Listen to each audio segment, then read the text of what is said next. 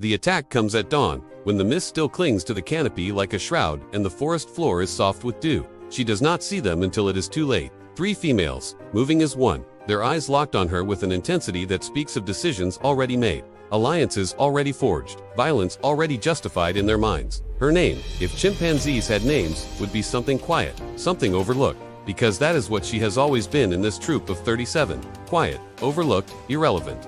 Until now, until she made the mistake of grooming the alpha male when his primary female was watching. It was not seduction. It was not ambition. It was simply an attempt to secure her place, to build the kind of alliance that keeps a low-ranking female fed and protected in a world where both are never guaranteed. But the primary female, a scarred matriarch named in her own right by the deep gash across her left shoulder, saw it differently. And now, as the 3 females close in, she understands that perception is the only reality that matters. The first blow comes from behind, a savage strike to her lower back that sends her sprawling forward into the mud. She tries to turn, to defend herself, but the second female is already on her, teeth sinking into her forearm with a pressure that grinds bone against bone. She screams, a sound that tears through the morning silence and sends smaller creatures fleeing into the undergrowth. But no one comes to help her. The juveniles scatter. The males watch from the branches above with the detached interest of spectators at an execution. The alpha himself sits motionless, his massive form outlined against the pale sky, offering neither intervention nor compassion. This is female business, his stillness says. This is not his concern. The third attacker, smaller but no less vicious, goes for her face, claws raking across her cheek and narrowly missing her left eye. Blood flows warm and fast, mixing with the mud, turning the earth beneath her into a slick of crimson and brown. She fights back with the desperation of someone who understands that submission will not save her, that this is not about dominance but about removal, about erasing her from the social fabric of the troop entirely. She manages to twist free and sink her own teeth into the shoulder of the nearest female, tasting blood and feeling a savage satisfaction as her attacker shrieks and pulls away. But it is not enough. There are 3 of them and only one of her, and they have the backing of the matriarch, which means they have the implicit approval of the entire female hierarchy. They beat her for 7 minutes. 7 minutes that feel like hours, like days, like an entire lifetime compressed into a space of pure suffering. When they finally step back, panting and spattered with her blood, she can barely move. Her left arm hangs useless at her side, possibly broken. Her face is a mask of pain, swelling, already closing her injured eye to a slit. Ribs scream with every breath, and she suspects at least 2 are cracked, possibly fractured, clean through. The matriarch approaches slowly, her gait deliberate, her eyes cold. She does not strike. She does not need to. She simply stares down at the broken female in the mud and then turns her back, presenting her hindquarters in a gesture of ultimate dismissal. The message is clear. You are nothing. You are less than nothing. You are expelled. The other females follow, and within moments the entire troop is moving, flowing through the forest like water, leaving her behind without a backward glance. She tries to stand and fails. Tries again and manages to get to her knees, swaying, dizzy with pain and shock, and the overwhelming reality of what has just happened. She has been cast out, exiled. In chimpanzee society, exile is often a death sentence. A lone female has no protection from predators, no allies to help her forage or warn her of danger, no safety in numbers when the night comes and the leopards begin to hunt. She watches the troop disappear into the green tangle of vegetation, their calls growing fainter, more distant, until finally there is only silence and the sound of her own ragged breathing. For the first time in her 12 years of life, she is completely alone. In the dense forests of West Africa, a story of betrayal, exile, and incredible resilience is unfolding. This is the tale of a chimpanzee king who lost everything, only to find a new path to survival against all odds. His name is David, and for years he was the undisputed alpha male of his community. Strong, intelligent, and a skilled political player, David maintained his rule through a combination of brute force and strategic alliances. He was at the peak of his power, a true titan among his kind. But in the world of chimpanzees, power is a fragile thing. The throne is never truly secure, and there are always ambitious rivals waiting in the shadows. For David, the challenge came from a younger, more aggressive male named Luther. Luther was relentless. He began systematically undermining David's authority, forming his own coalition of supporters and picking fights to test the king's strength. The tension in the group was palpable. Every interaction was fraught with danger. The final confrontation was brutal. After a series of violent clashes, David was overthrown. Wounded and defeated, he was cast out, forced into exile. For a social animal like a chimpanzee, this is often a death sentence. Alone, they are vulnerable to predators, starvation, and the loneliness that can break their spirit. Driven from his home, David was now a ghost, haunting the edges of his former territory. He was a king without a kingdom, a leader without followers. The once mighty alpha was now a solitary wanderer, His days were a constant struggle for survival. He had to find food on his own, a task that was once a group effort. He had to be constantly vigilant, watching for leopards and rival chimp patrols. The psychological toll was immense. Chimpanzees are deeply social creatures. Their identity is tied to their community. Solitude is a crushing weight. We can only imagine the despair he must have felt, hearing the distant calls of the family that had rejected him. Days turned into weeks, and weeks into months. David was gaunt, his once powerful frame now thin and scarred. He was a shadow of his former self. Many chimps in his position would have given up, succumbing to injury or starvation. But David was different. Deep within him, the fire of survival still burned. He began to adapt. He learned the lonely paths of the forest, the secret locations of fruit trees that others overlooked. He became a master of stealth, moving through the undergrowth like a whisper. He was no longer a king, but he was becoming something else, a survivor. Then, something remarkable happened. David discovered a new, unexpected source of food, an abandoned palm nut plantation. This place was a gold mine. The hard shells of the nuts protected them from most animals, but David was smart. He remembered a skill from his youth, a behavior passed down through generations. Using tools, he found rocks, heavy and flat, and used them as a hammer and anvil to crack open the tough nuts. It was a slow, laborious process, but it provided him with a rich, reliable source of calories. This abandoned plantation became his personal fortress, his lifeline. For over 4 years, David lived in this self-imposed isolation, honing his skills. His hands, once used for asserting dominance, were now the tools of a master craftsman. He became incredibly proficient at cracking the nuts, a testament to his intelligence and adaptability. He was alone, but he was alive. He had carved out a new existence for himself, far from the politics and violence of his past. But the call of his kind is a powerful one, and his story was far from over. One day, a young female from his old group, perhaps out of curiosity or pity, started visiting him. At first, the encounters were brief and cautious. But over time, she began to spend more time with the exiled king. Then, other females and their young followed suit. They seemed drawn to this quiet, resourceful male who had found a way to thrive on his own. They watched him crack nuts, a skill some of them had forgotten or never learned.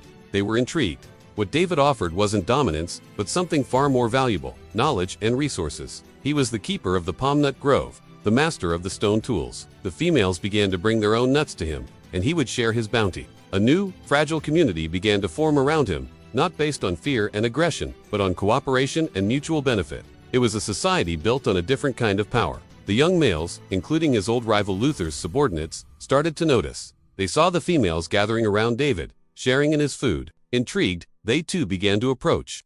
David's reaction was crucial. Instead of aggression, he showed tolerance. He allowed them into his space, and in a remarkable display of social intelligence, he even began to share his food and his tool-using knowledge with them. He was teaching his former rivals how to survive in his own unique way. This was a revolutionary act. David was transforming his role. He was no longer the alpha through physical might, but an elder statesman, a respected teacher. His value came from his wisdom and his willingness to share. The very individuals who had supported his overthrow were now looking to him for guidance. He had turned his greatest weakness as exile into his greatest strength. He had found a new way to lead, not by intimidation, but by influence. Even Luther, the reigning alpha, couldn't ignore this shift. He would occasionally appear at the edge of the clearing, watching this new dynamic unfold. Perhaps he saw that David was no longer a threat to his rule, but something else entirely. In a strange twist of fate, David's exile had made him more influential than ever. He had created his own niche, a peaceful corner of the forest governed by different rules. David's story is a powerful reminder of the incredible complexity of chimpanzee society and the remarkable resilience of the individual. He lost a violent political battle, but he won the war for survival. He transformed from a deposed tyrant into a respected elder, finding a new kind of power and wisdom, skill, and generosity. His journey from the throne to exile and back to a position of influence shows that there is more than one way to be strong, and that even after the most devastating defeat, it's possible to build a new life and find a new purpose. This comeback wasn't about reclaiming the throne through force. It was about something much more profound. It was about adapting, innovating, and redefining what it means to be a leader. David's legacy is not one of a king who ruled by fear, but of a survivor who led through knowledge. His story is still being written in the forests of West Africa, a testament to the enduring spirit of one of nature's most fascinating creatures. Thank you for joining us on this incredible journey. If you were inspired by David's story, don't forget to like, subscribe, and hit that notification bell for more incredible tales from the wild. In the green heart of the forest, a lone chimpanzee, cast out from her family, fights for her life. This is her story. The 5th day of her exile brings her face to face with death. It happens at a fig tree, a rare oasis of ripe fruit she can reach from the ground. She's eating, desperate for calories, when a low growl vibrates through the air. She freezes, a half-eaten fig in her good hand, and slowly turns. 10 meters away, a leopard, massive, powerful. Its spotted coat, a perfect camouflage in the dappled light. He shifts his weight, muscles rippling, ready to charge. To climb, with a broken arm, is to offer the leopard an easy victory, for it is a master climber. To fight is a death sentence. So she does the unthinkable. She chooses defiance. She rises to her full height, her one good arm outstretched, and lets out a scream. Not a scream of fear, but of pure, unadulterated aggression. She is not prey. She will not be an easy meal. She grabs a fallen branch, swinging it wildly, continuing her ferocious display. She is a storm of noise and fury, a creature refusing to die quietly. The leopard hesitates. This isn't the behavior of a wounded animal. This is something dangerous, something unpredictable. He takes a step back, his ears flat, his eyes narrow. She advances, still screaming, still swinging the branch. For a heart-stopping moment, predator and prey are locked in an absurd standoff, their roles reversed. Then, the leopard makes his choice. He turns and melts back into the forest, disappearing as silently as smoke. She collapses, the branch falling from her numb fingers, her heart hammering against her ribs. She has just stared down a leopard with one working arm, and the sheer force of her will to live. It's the most terrifying and exhilarating moment of her life. She stays at the fig tree for 3 more days, eating until her stomach aches, desperately building her strength. Her arm is a useless swollen limb, hot with infection, but she's learning to adapt, using her teeth and feet in ways she never had to before. Her immune system is locked in a stalemate with the bacteria in her wound. It's not getting better, but it's not getting worse. On the 8th day, a new terror. Chimpanzee calls echo through the trees. But these are not the voices of her family. They are harsher, more aggressive. She has wandered into a border zone, a no man's land where rival communities wage brutal wars. Encounters here are almost always violent, especially for a lone, injured individual. She hears them getting closer, a hunting party, moving with lethal purpose. She can't outrun them. She can't fight them. Her only option is up. Blinding white-hot pain explodes in her arm as she begins to climb. She uses her good arm, her legs, her teeth, anything to pull herself higher into the massive mahogany tree, into the flimsy upper canopy where only the desperate dare to go. She wedges herself into a fork between 2 branches and forces herself to become completely still, a part of the tree itself. Below, the patrol arrives. 5 prime males, warriors confident in their territory. They stop directly beneath her, sniffing the air, scanning the branches. They know something is near. One of them, a giant with a torn ear, starts to climb, peering into the canopy. She doesn't breathe. She doesn't move. She becomes wood, leaf, and shadow. After what feels like an eternity, the males move on. Their calls fade into the distance. She waits. She waits until she can no longer hear them, then waits another hour, and another, until the sun begins to set. Only then does she descend, shaking with exhaustion and relief. She has survived her second brush with death in less than 2 weeks, a testament to the indomitable spirit of a survivor who simply refuses to give up. Thank you for watching. If you were moved by this incredible story of resilience, please like, share, and subscribe for more tales from the wild. Have you ever heard of a chimpanzee who thanked a human for saving her life? It sounds like something out of a movie, but this story is very real. It's the story of Wunda, a chimpanzee whose name means close to death, and the incredible woman who gave her a second chance. Our story begins in the dense rainforests of the Republic of Congo. Wunda was part of a thriving chimpanzee community, living the life nature intended. But this idyllic existence was shattered by poachers. They tore through her home, and in the chaos, Wunda was captured, destined for the illegal bushmeat trade. She lost her family, her freedom, and very nearly, her life. Luckily, her story didn't end there. She was rescued and brought to the Chimpanga Chimpanzee Rehabilitation Center, a sanctuary run by the Jane Goodall Institute. When she arrived, she was a shadow of her former self, emaciated, sick, and traumatized. She was truly close to death. The veterinary team worked tirelessly, but Wunda's condition was critical. She was losing weight rapidly and seemed to have given up all hope. This is where Dr. Jane Goodall and her team, particularly the sanctuary's director, Rebecca Atencia, stepped in. Rebecca refused to let Wunda fade away. She dedicated herself completely to Wunda's recovery, often staying by her side day and night. She administered medicine, coaxed her to eat, and provided the comfort and care Wunda so desperately needed. It was a long, arduous battle, requiring multiple blood transfusions from other healthy chimpanzees at the center. Slowly, painstakingly, Wunda began to heal. Her strength returned, the light came back into her eyes, and she started to trust again. After years of rehabilitation, the day finally came for Wunda to be truly free. The Jane Goodall Institute had secured 3 islands in the Kulu River, creating a safe, natural habitat for rehabilitated chimps like Wunda to live in the wild. protected from poachers and human conflict. Wunda was chosen as one of the first to be released onto this island paradise. The journey to the island was filled with anticipation. Wunda was placed in a transport cage, and the team made their way to the river. When they arrived, the moment was electric. Dr. Jane Goodall herself was there to witness this monumental event. The cage door was opened. At first, Wunda was hesitant. She peered out at the lush green forest, her new home. Then, she slowly emerged. But instead of rushing straight into the trees, she did something that left everyone speechless. She turned back. She walked directly to Dr. Goodall and then to Rebecca Atencia, the woman who had nursed her back from the brink. She stopped, looked into Rebecca's eyes, and then wrapped her arms around her in a long, deliberate hug. It wasn't a quick gesture. It was a profound, emotional embrace that seemed to convey all the gratitude in the world. It was a clear and powerful thank you, a moment of connection between two species, a testament to the deep emotional capacity of these incredible animals. Dr. Goodall later described it as one of the most moving moments she had ever witnessed. After her heartfelt goodbye, Wunda climbed onto the top of her cage, surveyed her new domain, and with a final look back, bounded off into the forest to begin her new life. She quickly adapted, exploring her new home and integrating with the other chimpanzees on the island. Wunda's story is more than just a tale of survival. It's a powerful reminder of our connection to the animal kingdom and the impact we can have, for better or for worse. The threats of poaching and habitat loss are very real, pushing species like chimpanzees to the edge. But stories like Wunda's show that there is hope. Organizations like the Jane Goodall Institute are on the front lines, fighting to protect these magnificent creatures and their habitats. They rescue orphans, rehabilitate them, and work tirelessly to give them a future. Wunda's hug was not just for Rebecca, it was a symbol of hope for her entire species.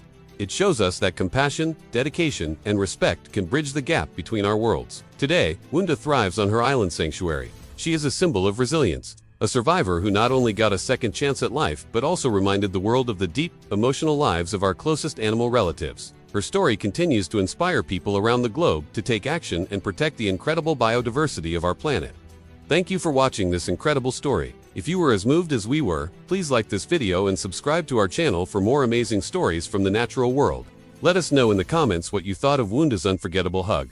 Until next time, stay curious. In the dense jungles of Ivory Coast, a lone figure named Pusa moved through the shadows. She was a female chimpanzee, but she wasn't part of a family.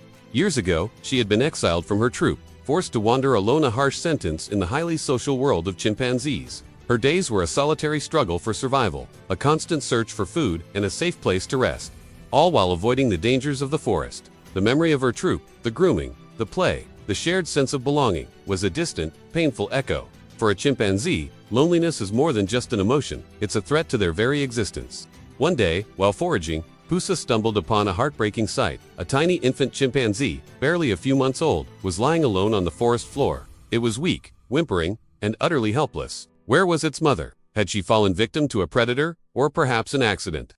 The infant was too young to survive on its own for more than a few hours. Pusa watched from a distance. Instinct told her to be cautious.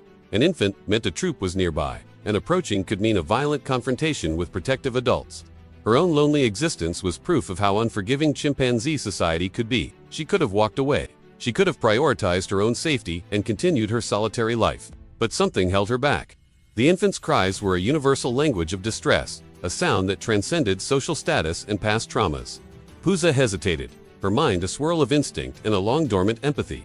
After what felt like an eternity, she made a choice that would change everything. Slowly, cautiously, she approached the tiny, vulnerable creature. She reached out a gentle hand, not with aggression, but with a tenderness she hadn't expressed in years. The infant, sensing a presence, quieted slightly and looked up with wide, fearful eyes. Pusa carefully scooped up the infant, holding it close to her chest. It was a risky move.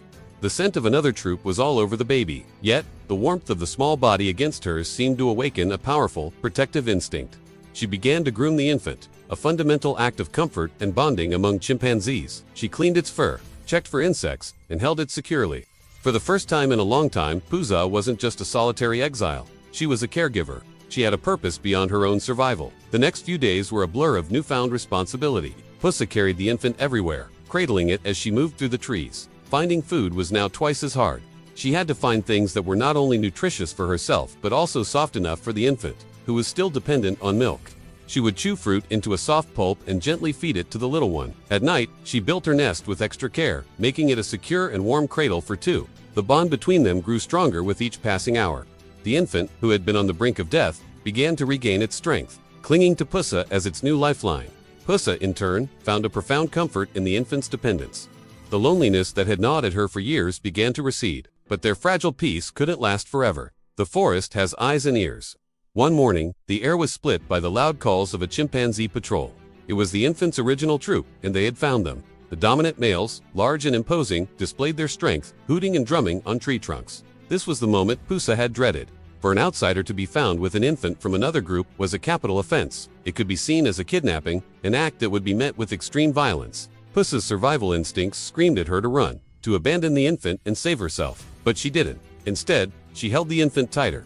She stood her ground, but not with aggression. She made herself small, adopting a submissive posture, her eyes cast downward. She began to groom the infant frantically, a clear, desperate signal to the approaching troop. She wasn't a threat, she was a caregiver. She was showing them, in the only language they would understand, that she had saved this child, not stolen it. The troop's alpha male, a powerful chimp named Brutus, approached cautiously. He was followed by several females, their expressions a mixture of suspicion and curiosity. What happened next was something primatologists rarely witness. Brutus stopped just a few feet away from Pussa. He watched her. He saw the genuine care in her actions, the way the infant clung to her without fear. The other females drew closer, their calls softening from threats to inquisitive murmurs. One of the older females, perhaps the infant's grandmother or aunt, slowly reached out a hand, not to attack, but to touch the infant. Pussa flinched, but didn't pull away. She allowed the contact. This was a critical test. She was letting them see that her intentions were pure. The troop observed Pussa for a long time. They saw her gentleness, her devotion, and the undeniable bond she had formed with their lost member. Slowly, the tension dissipated. The aggressive displays stopped. Brutus grunted softly, a sign of de-escalation, and turned away, leading his troop a short distance to settle and forage. He was giving her space, a sign of tentative acceptance. This wasn't a full welcome, not yet, but it was a reprieve. It was a chance. Over the following weeks, Pussa and the infant began to shadow the troop. She kept a respectful distance, never challenging the hierarchy, always demonstrating her submissive and non-threatening nature. She continued to care for the infant flawlessly. The troop watched her every move. The other females, who would have normally driven off an outsider, started to tolerate her presence. They saw that the infant was thriving under her care. Gradually, the invisible wall between them began to crumble. One afternoon, a young female approached Pussa and began to groom her, a profound gesture of social acceptance. Soon, another joined in. Pussa, the lonely exile, was no longer alone. Through an extraordinary act of selfless compassion, she had not only saved a life but had also rewritten her own destiny. The infant she rescued became her passport back into the society that had cast her out. She had proven her worth not through strength or dominance, but through empathy and care. Her story is a powerful reminder that in the wild, just as in our own world, acts of kindness can bridge the deepest divides and that the bonds of love and family can be forged in the most unexpected of circumstances. Thank you for watching. If you were moved by Pussa's journey, don't forget to like this video and subscribe for more incredible stories from the natural world. In the dense sun-dappled rainforests of Gombe, a lone figure moved through the undergrowth. Her name was Fifi, a young female chimpanzee, cast out from her birth troop. Alone, vulnerable, she was an exile. The jungle, once her home, was now a place of uncertainty and danger. Every rustle of leaves, every distant call, was a potential threat. Her journey was one of survival, a desperate search for a new family, a new place to belong. Days turned into weeks. Hunger gnawed at her, and loneliness was a constant companion. Then, one morning, she heard it, the familiar pant-hoots of a chimpanzee troop. Cautiously, she approached. This was the Kasakela community, a large, powerful group, led by a formidable alpha male named Goblin. For Fifi, they represented hope, but gaining acceptance would be an uphill battle. Her first attempts to join them were met with hostility. The other females saw her as a rival, a threat to their own positions and their offspring. The males were suspicious, viewing her as an intruder. They chased her away with aggressive displays, hooting and charging, leaving her feeling more isolated than ever. She would retreat, her heart pounding, but she never went far. She observed them from a distance, learning their routines, their calls, their intricate social dynamics. She was patient, biding her time. Fifi knew she couldn't win them over with force. She had to offer something they needed.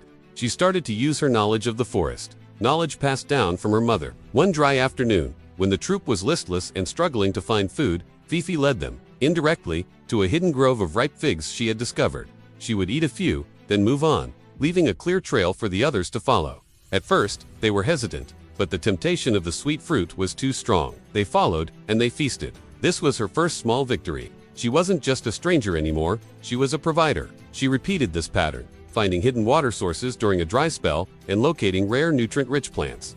The troop began to watch her. The suspicion in their eyes was slowly being replaced by a flicker of curiosity, maybe even a hint of respect. The younger chimps, always more open and playful, were the first to approach her. She groomed them gently, a fundamental act of bonding in chimpanzee society. Through them, she began to build bridges to their mothers. But her true test was yet to come. A sudden, vicious respiratory epidemic swept through the Kasakela troop, a mysterious illness that left them weak, coughing, and struggling for breath. Panic and fear gripped the community. Several members, including some of the high-ranking females and their infants, fell gravely ill.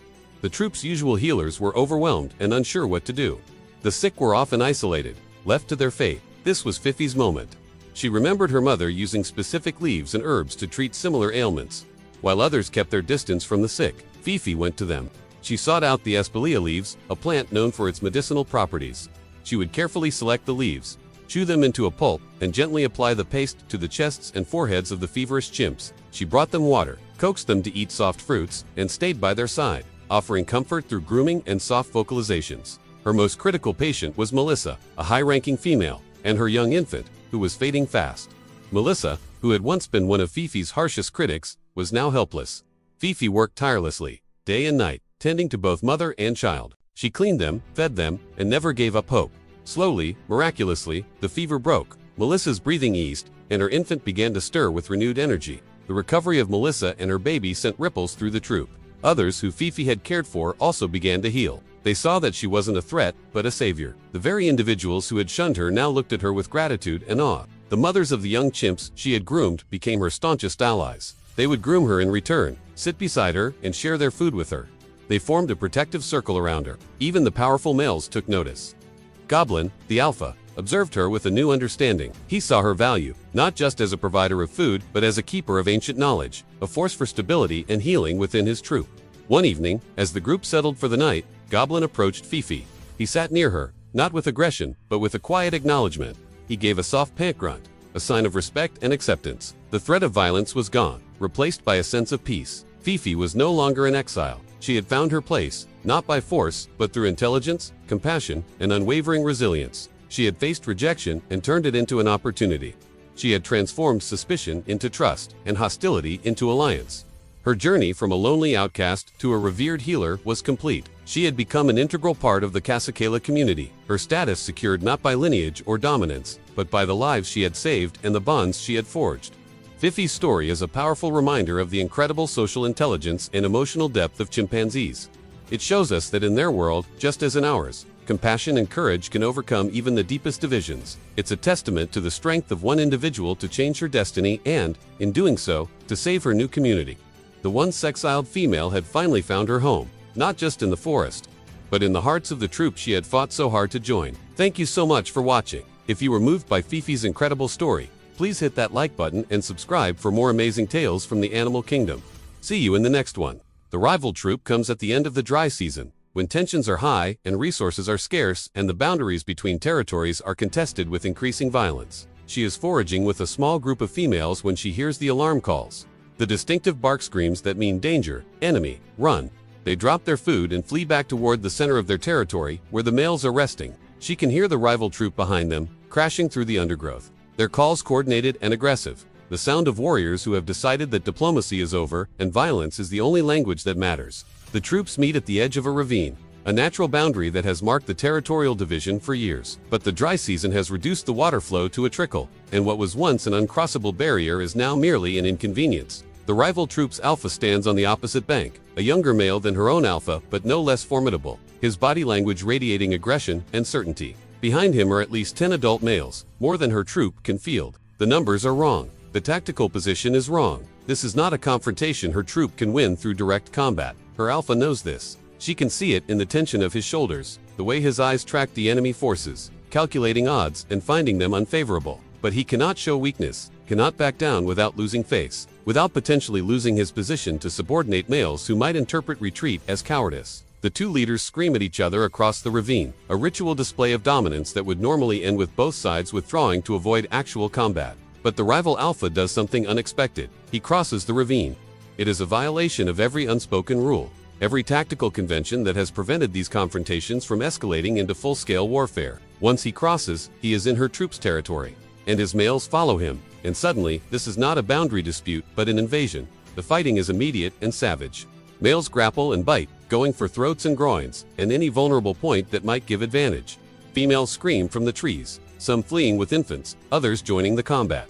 Adding their numbers to the chaotic melee, she finds herself face to face with a rival female, younger and stronger and undamaged, and she knows she cannot win this fight on strength alone, so she does not try. She uses her crooked arm, the limb that everyone assumes is useless, and jabs it into the other female's throat, a quick, unexpected strike that makes her opponent gag and stumble back. Then she follows up with her good arm, striking at the eyes, the nose, the soft places that hurt most. The rival female retreats, shocked that this scarred cripple would dare to fight back, and she does not pursue, knowing that driving off one opponent is victory enough. Around her, the battle rages. Her alpha is locked in combat with the rival leader, two massive bodies straining against each other, neither willing to give ground. Other males are scattered across the ravine area, some fighting, some fled, some lying still in poses that suggest they will not rise again. She sees the juvenile, the one she rescued from the flood, cornered by two rival males. They are toying with it, batting it back and forth, not yet intent on killing, but moving in that direction, enjoying the fear they are creating. She does not hesitate. She charges at the two males, screaming, using every intimidation technique she has learned in her years of survival. She makes herself seem larger, more dangerous, more insane than any reasonable chimpanzee should be. The males turn to face her, startled by this unexpected attack, and in that moment of distraction, the juvenile escapes, scrambling up a tree and out of reach. The males refocus on her, and she realizes she has made a terrible mistake. She cannot fight two adult males. She cannot outrun them. She has committed herself to a confrontation she has no hope of winning. They advance, and she backs up, still screaming, still trying to project aggression and danger, but her voice is cracking now, her movements betraying the fear underneath the bravado. Her back hits a tree. No more room to retreat. The males split up, approaching from two sides, cutting off any escape route. This is how she dies. She thinks, not alone in exile, not from infection or starvation or a leopard's teeth, but here, defending a juvenile that is not even her own, in a battle for a territory she has only just begun to call home. Then her alpha crashes into the nearest rival male with the force of a landslide, bearing him down into the dirt, teeth already seeking the throat. The rival alpha has been driven back, and now her leader is free to protect his troop, to engage these invaders who dare to threaten the vulnerable. The second rival male hesitates, recalculating the odds now that he faces not a crippled female but the full fury of a defending alpha. He chooses survival over pride and flees back toward the ravine. Her alpha releases his opponent, who scrambles away bleeding and beaten, and for a moment he looks at her, this low-ranking female who just put herself between danger and a juvenile. Something passes between them, an acknowledgement, a recognition of courage that transcends social hierarchy. Then the moment is gone, and he is moving again, driving the remaining invaders back across the ravine, reasserting the boundary through violence and the credible threat of more violence to come. The battle ends as quickly as it began. The rival troop withdraws, having lost more than they gained, their alpha bleeding from a deep gash across his face. Her troop tends to their wounded, counts their losses, begins the slow process of recovering from the trauma of combat. 2 juveniles are dead. 3 adult males are badly injured. The social structure has been shaken, alliances stressed, the illusion of safety shattered. But they survived. They held their territory. And she, the exile, the ghost, the crippled female that no one wanted, stood her ground when others fled. The matriarch finds her after the chaos has settled, grooms her with a thoroughness that speaks of respect and gratitude. The juvenile she saved clings to her, refusing to let go. Other females approach and offer grooming, not out of obligation, but out of genuine appreciation for her actions. She has proven something today. Not that she is strong, she will never be strong, not in body, but that she is loyal, that she will fight for this troop, will risk herself for its members, will not abandon those who cannot defend themselves. In chimpanzee society, loyalty is a currency more valuable than strength, and she has just spent hers freely, without calculation, without concern for her own survival. The troop remembers, they will not forget. With the turning of the seasons, her body grew older, marked by new scars that joined the old. Her movements, once desperate, became slower, more deliberate, steeped in the wisdom of conservation and efficiency. She was no longer young and had never been strong, but she had transformed into something else entirely. Something her troop had slowly come to recognize and value. She was now a keeper of knowledge, a bridge between the harrowing edge of survival she once knew and the relative safety of community life. She knew where to find food when scarcity struck, how to sidestep unseen dangers, how to read the subtle signs of a coming storm or an approaching predator. The younger females, drawn to this wisdom, would seek her out during rest periods. They watched her, learning how she processed food, built nests, or navigated the intricate social conflicts of the troop. She taught them not with words, but by her very existence, a living testament that survival was possible even when every advantage had been stripped away. The small juvenile she had once saved had blossomed into a strong, healthy young adult, steadily climbing the social ladder. She could have easily abandoned the crippled exile who had rescued her, distancing herself to elevate her own status. But she didn't. She stayed close, grooming her frequently, her voice a staunch defense in disputes with other females. She had become what the exile never had, a daughter, not of blood, but of an unbreakable bond, forged in the crucible of survival against impossible odds. But as the forest knows, nothing gold can stay. It was a truth the exile understood deep in her bones, even without the words to shape it. The matriarch was dying. It was not a sudden collapse, but a gradual fading, a slow decline into silence. She ate less, moved less, and spent long hours just sitting in the sun, her eyes half closed. The troop understood. They had seen this before and would see it again. Death was as much a part of the forest as life, woven into the very same fabric, inseparable. In those final days, the exile sat with the matriarch. She groomed her gently, brought her sips of water, offering the same quiet comfort the matriarch had once given to a beaten stranger with no hope and no future. The matriarch would look at her with eyes that held the wisdom of decades of forest life births, deaths, the endless turning of the seasons. And in those ancient eyes, there was a profound peace. She had saved an infant that was not her own. She had brought a stranger into the fold. Through small acts of kindness, offered with no expectation of reward, she had changed the shape of the future. The matriarch died on a warm afternoon, as the sun filtered through the canopy in shafts of liquid gold. The exile held her hand until the very end, feeling the pulse slow and then finally stop. She understood, in that quiet moment, that she was losing the one soul who had seen her value when no one else did. The troop grieved in their own way, their calls echoing through the trees. A chorus of loss. They touched the body, sat together in silent acknowledgement that their world had changed forever. They buried her in their tradition not by digging a grave, but through the ritual of abandonment, leaving the body for the forest to reclaim. Life demanded they move forward, even in the face of such a profound loss. The power structure shifted almost immediately. The matriarch's death created a vacuum in the female hierarchy, and several ambitious females made their bids for the top position. But the exile did not join the fray. She had no interest in dominance, no desire to command others. Her path was different. And then, something unexpected happened. The young females, the ones she had taught, groomed, and helped to survive, they rallied around her. They supported her, not for dominance, but out of respect. They saw her as the new elder advisor, the inheritor of the matriarch's true legacy. This transition was not automatic, nor was it unopposed. Other older females resented the idea that this former exile, this crippled outsider, should inherit any part of the matriarch's influence. Conflicts erupted, sharp and bitter. Old wounds were reopened and long-suppressed resentments boiled over. Yet, she weathered these storms with the same quiet patience she had learned during her lonely exile. She refused to be drawn into escalating violence, offering submission when it cost her nothing, but standing firm when it truly mattered. Slowly, grudgingly, the troop settled into a new equilibrium. She did not become the dominant female. She never wanted to be, but she was respected, she was consulted. Her voice was heard and valued when she chose to speak. The very females she had mentored now ensured that she was fed, groomed, and protected in her increasing age. In a way she could never have imagined during those dark days alone in the forest. She had become essential. She had found her place, not through strength or aggression, but through wisdom, resilience, and the enduring power of kindness. Thank you for watching. If this story moved you, please consider liking this video and subscribing for more incredible tales from the natural world. 2 years, that's how long it had been since the last invasion.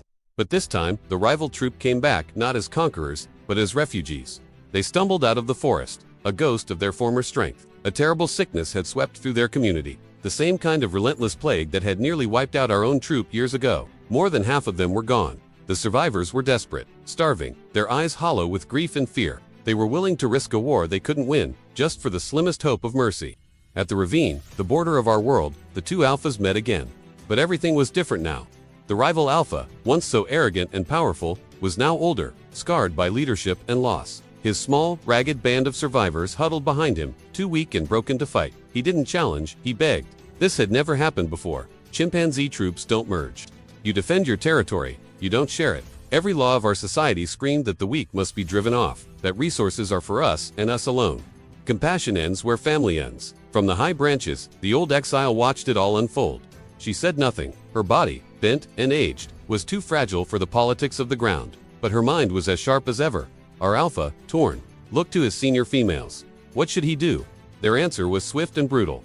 Drive them off, let them starve. This isn't our problem. But then, the Exile made her move. Slowly, painfully, she descended from the tree and walked to the edge of the ravine.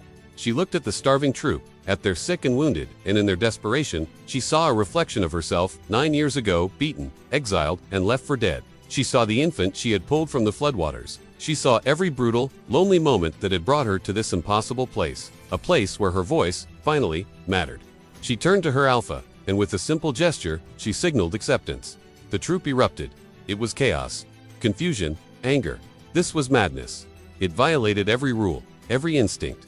These were the enemies who had killed our own, who had tried to destroy us. But the Exile stood her ground. She vocalized, a rare and powerful sound from her now, and her voice carried the weight of years of quiet wisdom. They are not enemies anymore, her call seemed to say. They are survivors, just like us. The rival Alpha, understanding her signal, crossed the ravine. Not with aggression this time, but with absolute surrender. He bowed before our Alpha, presenting himself in a gesture of complete submission. His remaining males followed, their bodies trembling with the last, flickering hope of the truly desperate. Our Alpha looked from the bowing leader to the old Exile, caught between ancient tradition and this radical new path she was offering. The debate raged for hours. The males argued, the females bickered. The very foundation of our troop was tested by this single, unprecedented choice. In the end, guided by the Exile's quiet strength, our Alpha made a decision that would change everything. He accepted them, not as equals, not right away. They would be on probation, needing to earn their place through service, submission, and time. It was the Exile's influence that tipped the scales, her silent insistence that survival and compassion weren't enemies, but two sides of the same coin, that a troop's true strength lies in its ability to adapt, to see beyond the immediate gain and embrace a larger possibility. The beginning was messy. The merged troop was a powder keg of old grudges and new tensions. Fights broke out over food, over status, over the simple, jarring strangeness of sleeping near those you once called enemies. But slowly, something new began to grow. The youngest chimps, free from the burdens of history, started to play together. Grooming sessions, once strictly divided, began to mix. Foraging parties combined the knowledge of both groups, discovering new sources of food, new ways to thrive. The old Exile watched this transformation with a deep, quiet satisfaction. She had lived long enough to see her life's ripples spread, to see change blossom in a society that fought it with every fiber of its being. She was truly old now. Her fur was more gray than black. Her teeth were worn, and her crooked arm was almost useless. She spent most of her days resting in the sun, being groomed by young females who saw her not as a cripple, but as a living legend of resilience. The juveniles swarmed around her, their innocent eyes seeing her scars not as signs of weakness, but as maps of wisdom. One afternoon, the young female she'd saved from the flood, now a mother herself, approached her. She gently placed her own tiny infant into the Exile's lap, an act of profound trust, an unbreakable bond forged in a moment of crisis years ago. The old Exile held the infant carefully, her damaged arm cradling it close. She remembered another infant, another flood, another choice. The choice to act with compassion when survival instinct screamed to run. The cycle continues. The forest lives on. Life finds a way. Through every tragedy, every loss, every moment of darkness, she had seen it all, survived it all, embodied it all. She was tired now, a deep bone-weary exhaustion that signaled her journey was nearing its end. But she wasn't afraid. She had earned her rest. She had earned her peace. She had taken the shattered pieces of her own life and, against all odds, built something new, something beautiful, something that would last. Thank you for watching.